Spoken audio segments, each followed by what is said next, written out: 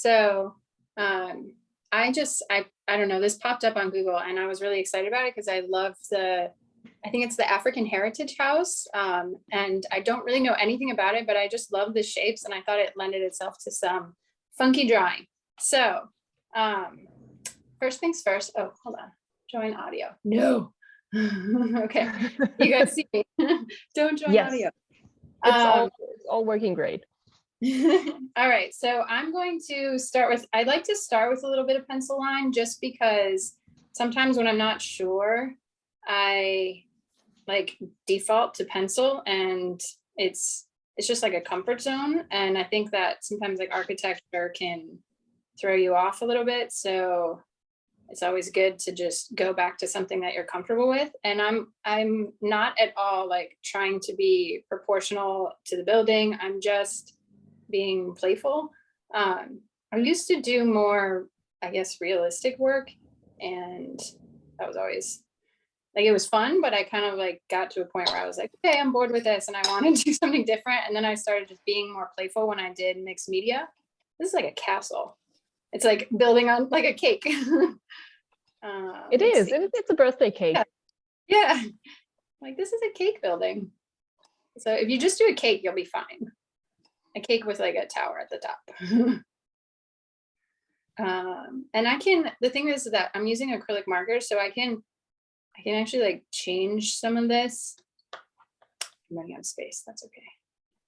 Woo, I can change some of this later on. Okay, I want to get these holes in the center just to kind of map out where they are. There's like a big one, a little one. Whoops, that one got squished. That's okay. Whoop, there's no rules about it having to be right. And then this, okay. And you don't have to be like super dark with your lines, but usually I might do it a little bit lighter on my own just because it gives me more freedom later on, but I want you guys to see what I'm doing, so that's okay. Okay, and then we have some step thingies that's coming like forward. There's a plant here, but I think I'm gonna do that at the end with like something dark in the foreground. So there's these rocks at the bottom I kind of want to get in. There's a plant over here. And then the ground kind of does something like that. There's like some shrubs here, some other plants, another tree. I might change the shape of these when I'm going. Okay, good. All right, so now that I got some of those big shapes in, I like to work with negative space first because I just think it helps like pull out things. So I have these acrylic markers that I mix a lot of my own colors. So this is a dark green that I mixed on my own, basically with just like a green and a black. And it's gonna help me just pull out here some shapes. Yeah.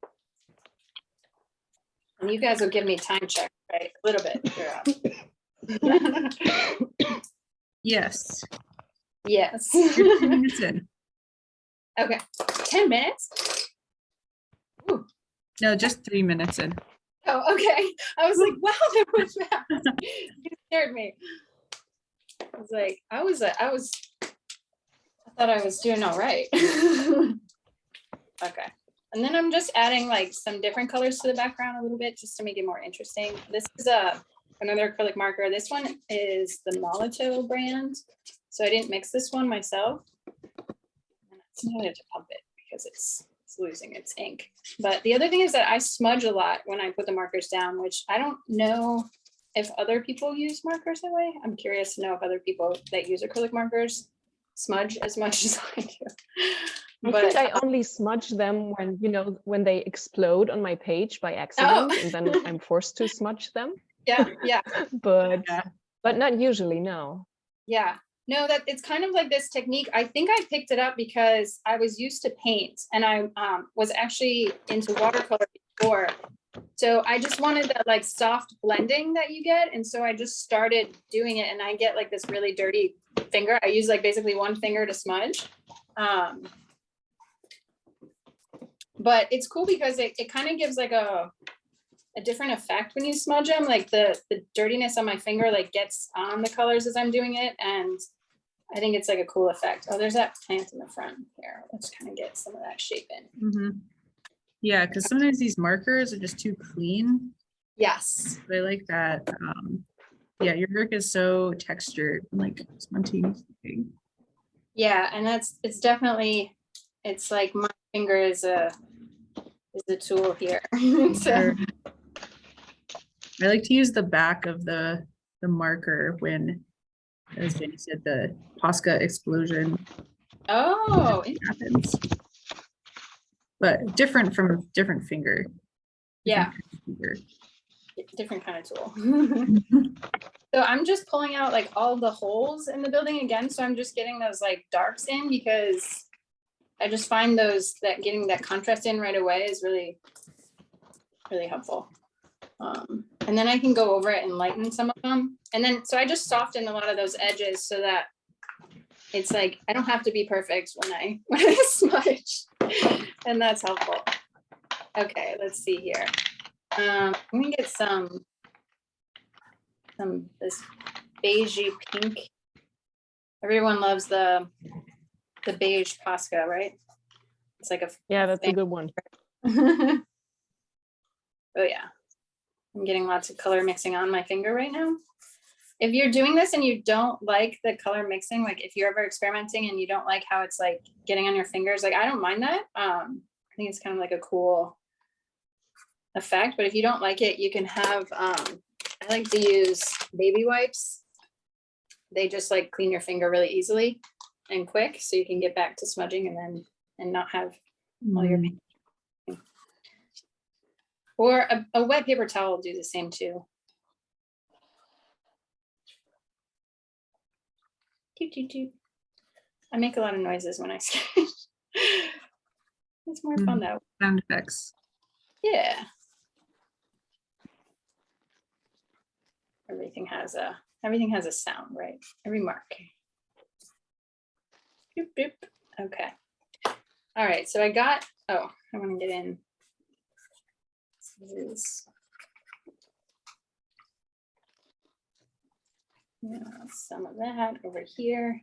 Okay.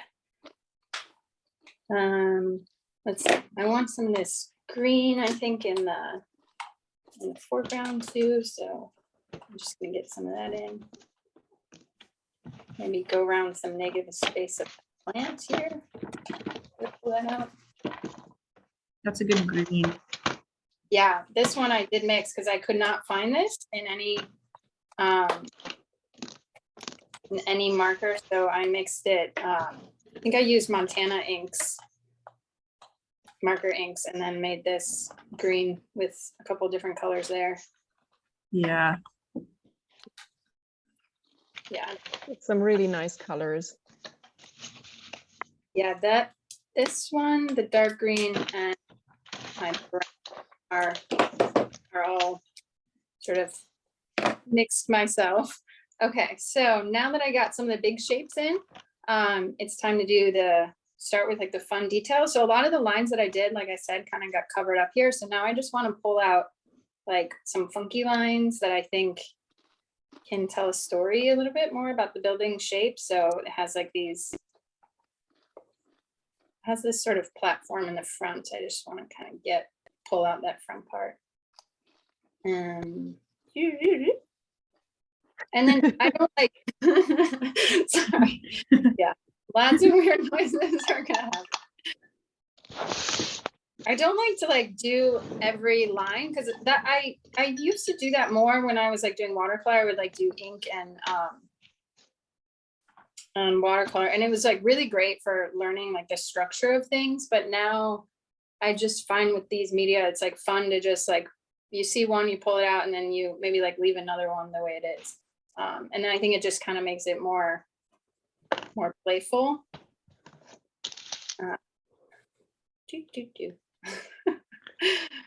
TJ, there's a question for you in the chat. Becky is asking, please, can you tell us how you mix your own paint and put it into the pen? Yeah. So you can get these markers empty. just like empty ones. And then they have these, you can get like marker refill ink. Montana and I think Molotow have it. You can make your own, but I don't really know a good mix yet. I'm just starting to kind of play with it, but it's a really good, you want to get stuff that like will work well in this. And then basically I just squirt the bottles, I open it and I squirt the bottles into there. And I do like, my scientific measurement is like 4 squirts plus 3 drops of this. It's like really not official at all. But what I do is I'll swatch the color that I want on a piece of paper, and then I just keep adding different colors until I get to it. So I think that my experience with mixing watercolors helped a lot to like understand how to get a certain color. Because that, like, I think that's sort of key, is it helps if you practice mixing colors with another medium even before you sort of venture into this. But I always have like a swatch of the color I want, and it could be like a color pencil version of that. It doesn't have to be, it doesn't have to be I'll just go over this here. It doesn't have to be the same material that you're trying to make the color of. And then I go from there. I don't know if that helps. No, that's a great tip. Watching. As a shout out to my Patreon, I actually do a very thorough demo of that whole process. I walk you through making my own markers and my colors in my Patreon. So some of you who are on there know what I'm talking about. It was also a disaster when I recorded. It was hilarious. But if you want to learn more about that in more detail, I have a video on there. Okay, there's 2 more questions. Sure. I think there's the question on what pencils you're using, and the question if you're using a Moleskine, like a sketchbook question. Okay, so pencils, I use different brands, but today I'm using, I can like maybe post this information probably in my Instagram post, the exact ones, but there's Caran d'Ache and a Derwent Lightfast and Derwent Drawing are kind of the brands. Oh, I think I've just got this, a whole bind. This is like Ash Rose. I can post the exact colors, but basically, like, I really like soft leaded pencils that will allow me to kind of work in like this, and they're not too scratchy or anything like that. Let me see here. Is that the only question? Did I miss something else? Yeah, that was the question on the pencils, and the question is by Ellen, asking if you're using a Moleskine sketchbook. Oh, yeah. I am using a Royal Talons Art Creation sketchbook, and this is probably my favorite for acrylic markers. The way they just sit on it a little bit better than I've used the Moleskine, the really big one. With acrylic markers, and I find that it's good, but they soak in on that first layer a little bit more, and then you have to like put multiple layers over because they don't smudge as well. So that was one thing I kind of noticed with those. Oh, I'm looking at these windows that I made really dark, and so I'm going to lighten them up here. I'm going to go back over them.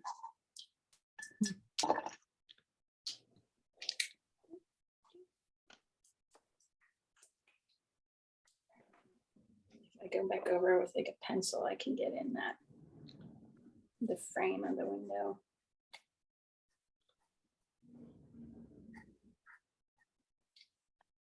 Yeah, add a little bit of this, the different blue in there too. Sorry for my sound effects. Hopefully no one's bothered by them that much. Beep, beep, beep. Normal throughout I the day. enjoyed it.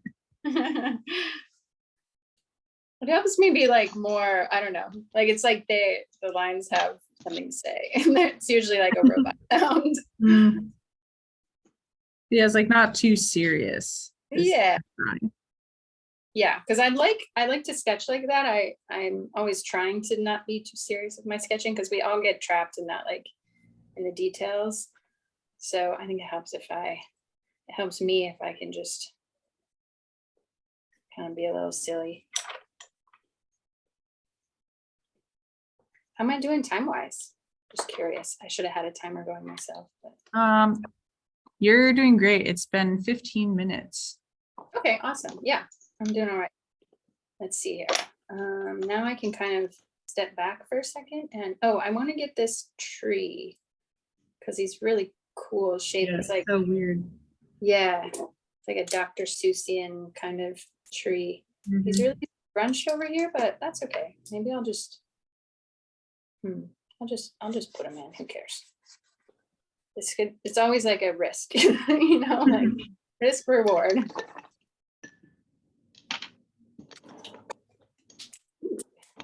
Let's see that the smudging is coming into play here too. Okay, another question in the chat for you. Yeah. Do you feel to make good drawings or paintings, expensive art materials help? Wow, that is a loaded question. That's a big one. So okay, like I feel like it does make a difference for certain things and then not for others. So if you want like getting better at art, it's like you just need to draw and you don't need something crazy to do that. But at the same time, like certain things that you might be trying to do might be because of your materials. That is the reason why it's working. So I know like when I was doing watercolor, it made a difference for me with watercolor to get better materials because I was just, nothing was ever saturated because I was just spending so much time scraping color just to like get it to mix. So yes and no, it just kind of depends on what you're doing. But for certain, you can make great things out of really cheap materials. And there's a challenge to that. That's also probably really good to practice that. I don't know. That's a hard question. I think expensive paper and cheap art materials. That's Yeah. my combo. Yeah. Yeah, and for me, I used to be like with watercolor, there was like a certain level of paper that I felt like I needed to have. But with mixed media, like the Royal Talons is a little bit, it's more like affordable. But it definitely works well for this. Don't know. Okay, I think I want to get in some more textures. So now I'm going to bring in colored pencils and just kind of like do some vegetation marks.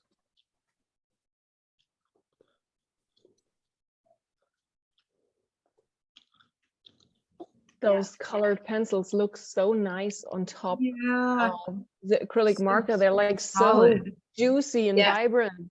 Yeah, this I know is the Derwent drawing. You can't see because the it's already shaved off, but I it's love this pencil. I can see.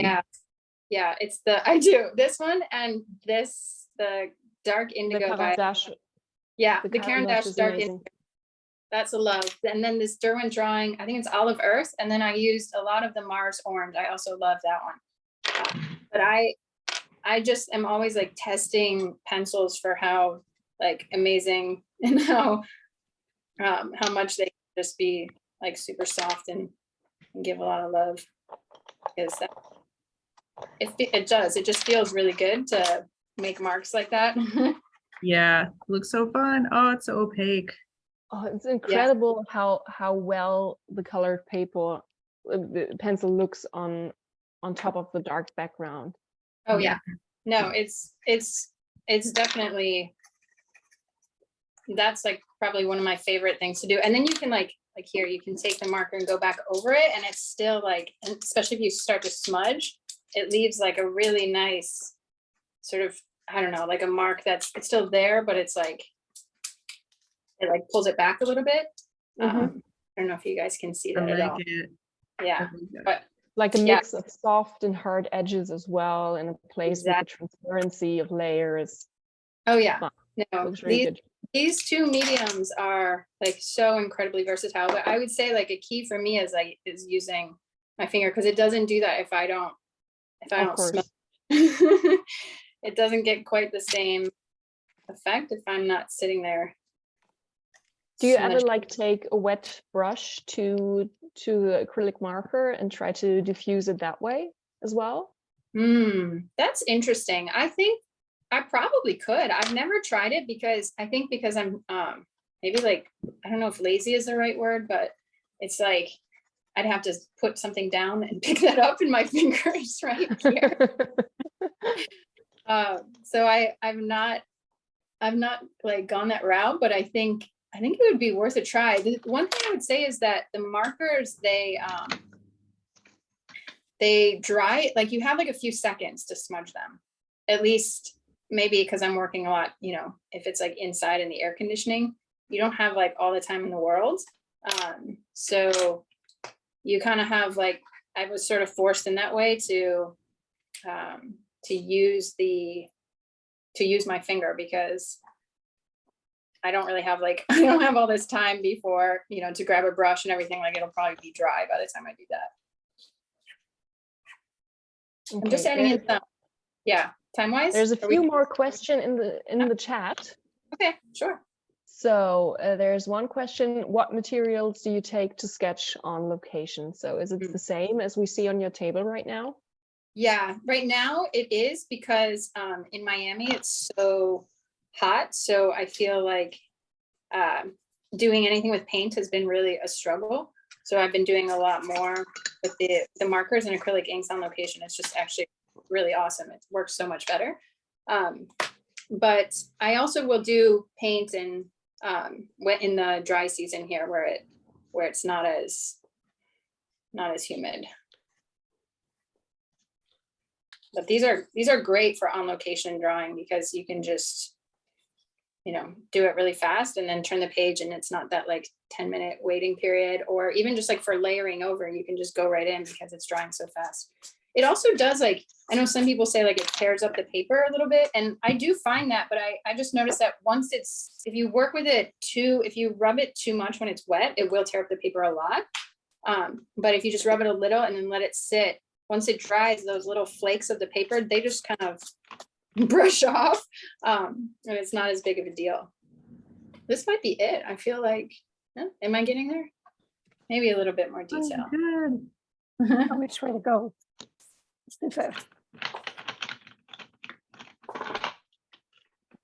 Like to just refine some of those edges a little bit more and make it pop. Mhm. I bumped, you were right in the middle. I couldn't figure out which way to go, one way or the other. I realized after we Oh, yeah. did this the other day, that when you tape off one of these, you tape it like this. So you get a real close edge along here, That's what I and that did. way you, then Gonna mute you guys. Sorry if you were sharing something. Okay, maybe one more question. Do you choose your palette? How do you choose your palette? Do you have favorites or is it random each time? I have a palette of acrylic markers and colored pencils that I have developed over time. And I try to like keep it narrowed down. And the way that I pick it is I like swatching them together. So if I get a new color, I have to like test it with my whole palette that I take with me. And if it doesn't work, then, you know, I can't enter the palette. But if I'm bringing in a new color, it's like, okay, does this work? Do I take something else out? How does this, you know, how does this blend? How does it mix with other colors? So yes, I do have a palette, and it's a lot of the colors you see here, plus like a few more that didn't really make sense for this this drawing, but I have a color palette and it's pretty consistent across now. I've developed it like where it works with my gouache colors as well. And I think I have some other mediums like pan pastels that I'll use occasionally. And what are those things called? The neo colors. So I try to stay with like the same colors, even in different media. And it helps like when you're picking up a new media to have the same colors to work with. That makes sense. Yeah. Yeah. Those are good questions. I feel like I don't have any more to do here. I'm running into that overworking moment. So I think we're probably No worries. If you're done, you're done. Yeah. I think It looks so good. yeah, that's good. It's happy. Yeah. Jane is asking if you're willing to list your materials. Maybe that's a cool idea. I don't know if you're willing to do it, but if you could like post them on Instagram afterwards. Yeah, so people can check it out. I have on my Patreon, I do list all the details of my materials. And the one thing about Patreon is you can, you know, if you guys know, you can just hop in and then hop out. You don't have to like stay a member. So I do list that. But I am happy. I've done this before where I take a picture of everything and then you can like kind of do the science too, where you like look at it. And if there's anything you have a question on, like, hey, this color right here, I can't really figure out what it is, you know, anybody's welcome to message me and I'm not going to like keep it a secret. So I'm happy, like my palette is fully on my Patreon, but I'm happy to like, I'll take a picture of all my materials used today. And, you know, if you guys have any questions about specific colors, you're welcome to ask me and I'll let you know what they are. That's nice. Nice of you. Sure. Could you share a couple more sketchbook pages while we have you on? Yeah, Spotlight? here. I just started this sketchbook, so I don't have too many, or no, this one here. Actually, I can show you guys my practice for this. Oh, you practiced. Oh, I nice. did a practice, yeah, and I did another one like farther Wow, back. That's they're where I also got this material. Yeah, it's very similar though. I kind of stuck with what I was doing before. These are some fish that I did at the zoo recently. They were like moving around in an aquarium. Oh, this I started, it was the jaguar, but I got up and moved, so I didn't quite finish her.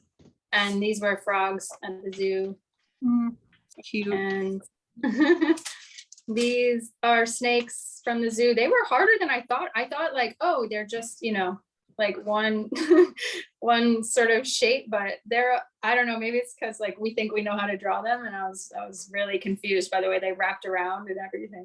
It was hard. These guys were really hard too, the alligators. Reptiles are hard. I don't know why it's like in the eagle. I like them. This guy is in a mood. Expression. Yeah, this guy. He's Burn. like, and it was funny because I was there with a friend and we were noticing one of them looked angry and one of them just looked like, wow.